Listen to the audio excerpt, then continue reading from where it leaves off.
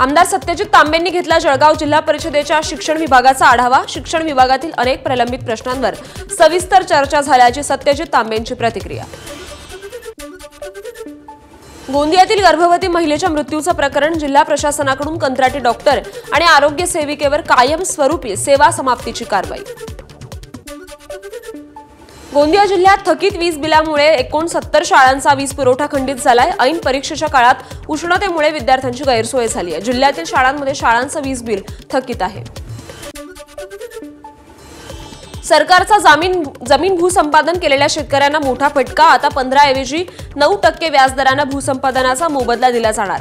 मंत्रिमंडळाच्या बैठकीत महसूल विभागाचा महत्त्वाचा निर्णय।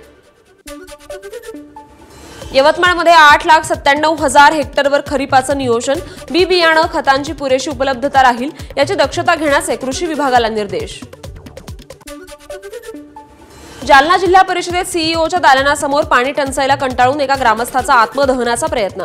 घनसावंगी तालुक्यातील मच्छिंद्रनाथ चिंचोली गावात 15 वर्षांपासून पाण्याचा प्रश्न गंभीर आहे। सरकार दुर्लक्ष करत असल्याचा आरोप। यवतमाळमध्ये पाण्यासाठी ग्रामपंचायतीत गळफास घेण्याचा प्रयत्न करण्यात आला। सटवा बनसी राठोड गळफास घेणाऱ्या व्यक्तीचं नाव आहे। जलजीवन मिशनचं 2 वर्षांपासून अद्यापपर्यंत पाणी मिळालं नसल्यानं त्यांनी हे पाऊल उचललं। रायगडमध्ये शेतकऱ्यांसाठी पोर्टेबल आणि मूव्हेबल सोलार पंप सेटची उभारणी।